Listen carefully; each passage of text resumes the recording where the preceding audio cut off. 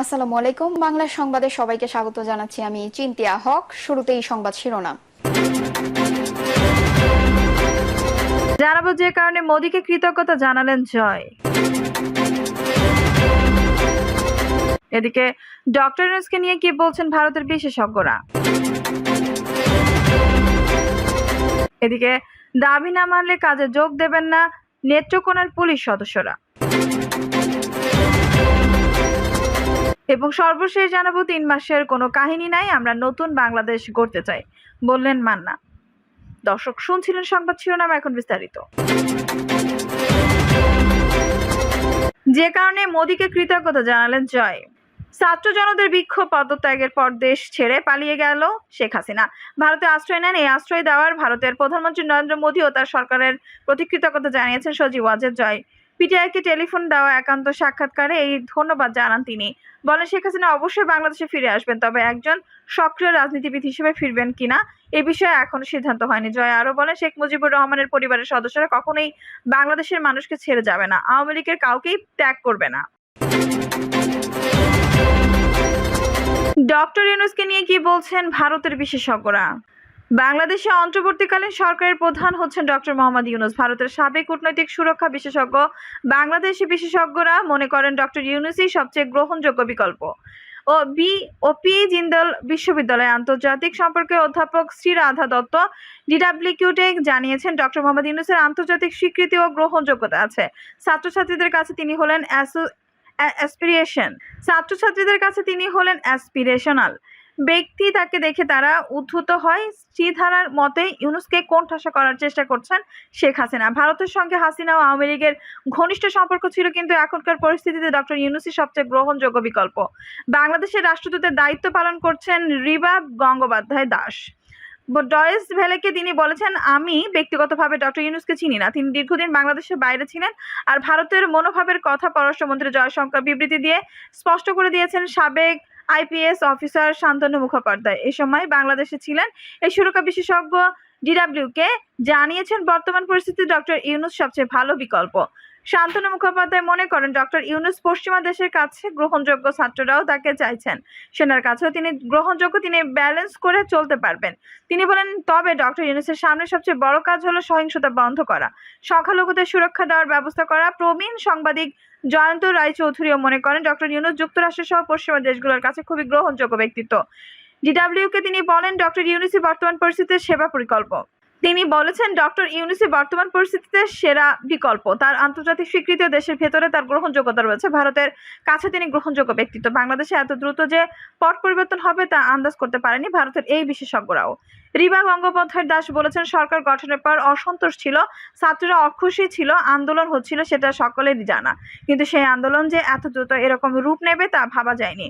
শ্রীরাধাও বলেছেন, মনে হয় ভারত অবাক হয়ে গেছে, ভারত এই পরিস্থিতির জন্য প্রস্তুত ছিল না। দাবি না মানলে কাজে যোগ দেবেন না নেত্রকোনার পুলিশ সদস্যরা। পুলিশের 11 দফা দাবি না মানলে কাজে যোগ দেবেন না বলে জানিয়েছেন নেত্রকোনার কর্মরত পুলিশ সদস্যরা। তারা বলেন, আমরা কারো শত্রু বা প্রতিপক্ষ না, আমরা আমাদের ঊর্ধ্বতন কর্তৃপক্ষের নির্দেশে দায়িত্ব পালন করি। আমরা মাঠ পর্যায়ে কাজ করতে গিয়ে বিভিন্ন সময় বিভিন্নভাবে লাঞ্ছিত হই। নেত্রকোনা পুলিশ লাইসেন্স কর্মকর্তা পুলিশ সদস্যদের পক্ষে এএসআই নাসির উদ্দিন বলেন, বর্তমান পরিস্থিতিতে ডিউটি করতে গিয়ে আমাদের দেওয়ালে পিঠ থেকে গেছে, যার কারণে আমরা কর্মবিরতিতে যেতে বাধ্য হয়েছি। আমরা যারা অন্তঃস্থন কর্মচারী, তারা আমাদের ঊর্ধ্বতন কর্মকর্তাদের অর্ডার মানতে বাধ্য থাকি। তারা তাদের সুযোগ সুবিধা আদায়ের জন্য বিভিন্ন সময় আমাদের বিভিন্নভাবে ব্যবহার করে। আমাদের দিয়ে বিভিন্ন ধরনের অনৈতিক কাজ করতে বাধ্য করা হয়, না হলে আমাদের চাকরিচ্যুত করা হয়। তিনি আরো বলেন, আমরা জনতার পুলিশ হতে চাই, আমরা কোনো রাজনৈতিক নেতা বা কারোর পটোয়া বাহিনী হিসেবে কাজ করতে চাই না। আপনারা যারা পুলিশের বিভিন্ন স্থাপনায় বা পুলিশের উপর আক্রমণ করছেন, তাদের কাছে আমাদের অনুরোধ, আমাদের এভাবে আর আক্রমণ করবেন না। আমরা আপনাদেরই সন্তান, আপনাদেরই ভাই। আমরা রাস্তায় বের হতে পারি না।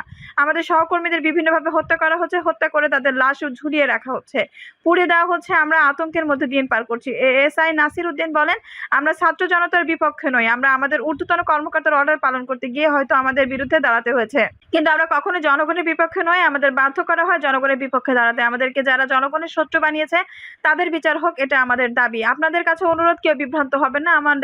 আমরা রাষ্ট্রদ্রোহী নই, আমরা রাষ্ট্রের পক্ষে, এবং যতক্ষণ পর্যন্ত আমাদের দাবি দেওয়া আদায় না হবে ততক্ষণ পর্যন্ত আমরা কর্মবিরতি পালন করব। রাজারবাগ পুলিশ লাইন্সে যারা সমন্বয়ক আছেন আমরা তাদের সাথে আছি। ওখান থেকে আমাদের সমন্বয়ক ভাইয়েরা যে সিদ্ধান্ত নেবেন আমরা সেই সিদ্ধান্তের সাথে সহমত পোষণ করে একসাথে আছি। পুলিশ সদস্যদের 11 দফা স্বাধীন কমিশন গঠন, পুলিশ বাহিনীকে সংস্কার করে দলীয় প্রভাব মুক্ত জনগণের কল্যাণে নিয়োজিত করতে হবে। আমরা যে রঙের ইউনিফর্ম পরিধান করে কলঙ্কিত হলাম সেই পোশাকের রং পরিবর্তন করে কনস্টেবল থেকে আইজি পর্যন্ত একই ড্রেস কোড করতে হবে। আমাদের সকল পুলিশ সদস্য ও তাদের পরিবারের নিরাপত্তা নিশ্চিত করতে হবে এবং এর সাথে সাথে যে সকল সিনিয়র অফিসাররা ক্ষমতালোভী দালাল পুলিশ অফিসারদের কারণে আমাদের শত শত পুলিশ সদস্য ও সাধারণ ছাত্র জনতা মৃত্যুবরণ করেছে তাদেরকে গ্রেপ্তার করে অনতিবিলম্বে বাংলাদেশের প্রচলিত আইনে বিচার করতে হবে। তাদের অবৈধ সম্পত্তি বাজেয়াপ্ত করে পুলিশের কল্যাণে ব্যবহার করতে হবে। চলমান সহিংসতায় যে সকল পুলিশ সদস্য আহত ও নিহত হয়েছেন তাদের পরিবারকে উপযুক্ত ক্ষতিপূরণের ব্যবস্থা করতে হবে। যে সকল সদস্য দায়িত্ব পালন করতে গিয়ে জনমালের নিরাপত্তার জন্য আগ্নেয়াস্ত্র ব্যবহার করেছেন এবং যাদের আগ্নেয়াস্ত্র লুট হয়েছে তাদের বিরুদ্ধে কোনো প্রকার বিভাগীয় ব্যবস্থা অথবা হয়রানি করা যাবে না। সকল পুলিশ সদস্যদের অন্যান্য সংস্কার চাকরির মতো শ্রম আইন অনুযায়ী 8 ঘন্টা কর্মঘণ্টা নিশ্চিত করতে হবে। রাষ্ট্রীয় প্রয়োজনে যদি 8 ঘন্টার বেশি দায়িত্ব পালন করতে হয় তাহলে ওভারটাইম হিসেবে গণ্য করতে হবে। ইন্সপেক্টর থেকে 60% এবং 40% এএসপি পদে সরাসরি নিয়োগ দিতে হবে। পদোন্নতির জটিলতা নিরসনের জন্য সকল পদে পদোন্নতির জন্য সুপার নিউমারি চালু করতে হবে। পদোন্নতির জটিলতা নিরসনের জন্য সকল পদে পদোন্নতির জন্য সুপার নিউমারি চালু করতে হবে। ন্যূনতম পুলিশ সুপার পর্যন্ত পদোন্নতির ব্যবস্থা করতে হবে। অধ্যস্থন পুলিশ সদস্যদের টিএডিএ প্রদান করতে হবে। সোর্স মানি প্রদান করতে হবে। ঝুঁকি ভাতা বেসিকের 70% দিতে হবে এবং ফ্রেশ মানি পুলিশ সদস্যদের ব্যাংক হিসাব দিতে হবে। আমাদের সকল পুলিশ সদস্য ও পরিবারের চিকিৎসা সেবা নিশ্চিত করতে হবে। তার পাশাপাশি ব্যক্তিগত চিকিৎসা করা হলে তাদের ভাউচার অনুসারে কল্যাণ তহবিল থেকে সম্পূর্ণ ক্ষতিপূরণ দিতে হবে। বিভাগীয় পদোন্নতির ক্ষেত্রে একবার পরীক্ষায় পাশ করার পরে পর্যায়ক্রমে পদোন্নতির ব্যবস্থা করা এবং অধ্যস্থনদের পদোন্নতি বৃদ্ধি করতে প্রয়োজনে সুপার নিউমারি পদ সৃজন করতে হবে। অধ্যস্থন পুলিশ সদস্যদের সঙ্গে পিআরবি অনুসারে সৌহার্দ্যপূর্ণ আচরণ করতে হবে ও ব্যক্তিগত কাজে কোনো সদস্যকে ব্যবহার করা যাবে না। কনস্টেবল থেকে সকল পর্যায়ের অফিসারদের পোস্টিং এর বাণিজ্য বন্ধ করতে হবে। সার্জেন্ট এবং সাব ইন্সপেক্টরদেরকে পিএসসির অধীনে একই নিয়োগের মাধ্যমে সকল ইউনিটে পদায়ন করতে হবে।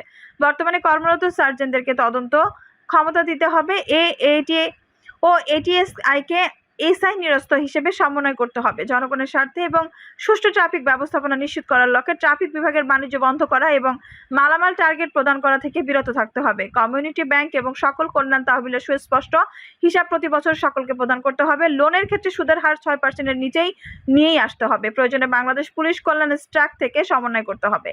নবম গ্রেড থেকে পদোন্নতি প্রাপ্ত হয়ে ষষ্ঠ গ্রেড নিশ্চিত করতে হবে এবং একই পদে সর্বোচ্চ 6 বছরের মধ্যে পদোন্নতির ব্যবস্থা করতে হবে। ইন্সপেক্টর থেকে ঊর্ধ্বতন কর্তৃপক্ষ চাকরি হারালে সকলে পেনশন সহ সকল ধরনের সুযোগ সুবিধা পায়, কিন্তু কনস্টেবল থেকে এসআই পর্যন্ত এই সুবিধা দিতে হবে। সারা বাংলাদেশে যে সকল সদস্যদের বরখাস্ত করা হয়েছে তাদেরকে মানবিক কারণে বিবেচনা করতে হবে। প্রত্যেক পুলিশ সদস্যদের প্রতি বছর 20 দিন নৈমিত্তিক ছুটির পাশাপাশি 2 মাস অর্জিত ছুটি বাধ্যতামূলক ভোগ করার ব্যবস্থা করতে হবে। প্রত্যেক পুলিশ সদস্য নিজ রেঞ্জে পর্যায়ক্রমে পদোন্নয়নের ব্যবস্থা করতে হবে এবং অধ্যস্থ পুলিশ সদস্যের 100% আবাসনের ব্যবস্থা নিশ্চিত করতে হবে। পুলিশের সকল সদস্য সকল ইউনিটে চাকরি করার সুযোগ থাকতে হবে। স্বায়ত্তশাসিত এবং টেকনিক্যাল বলে কোনো ইউনিট থাকবে না ও সবাইকে সব ইউনিটে বদলির সুযোগ থাকতে হবে। পুলিশ সুপারের নিজ বডিগার্ড অর্ডারলি নিয়ম বন্ধ করতে হবে। প্রত্যেক ইউনিট হতে সমন্বয় করে নতুন করে পুলিশ অ্যাসোসিয়েশন গঠন করতে হবে এবং কনস্টেবল সংখ্যাগরিষ্ঠ হতে হবে। পুলিশ সদস্যরা জানান তাদের দাবি সমূহ 7 কার্য দিবসের মধ্যে গেজেট আকারে প্রকাশ করতে হবে, অন্যথায় সমগ্র বাংলাদেশে পুলিশের কর্মবিরতি চলমান থাকবে। দর্শক, এই ছিল এখনকার সর্বশেষ সংবাদ। নিউজটি ভালো লাগলে অবশ্যই একটু লাইক দিন, কমেন্টে আপনার মূল্যবান মতামত জানান। সবসময় আমাদের পাশে থাকতে সাবস্ক্রাইব করে বেল বাটনটি অন করে রাখুন। ধন্যবাদ।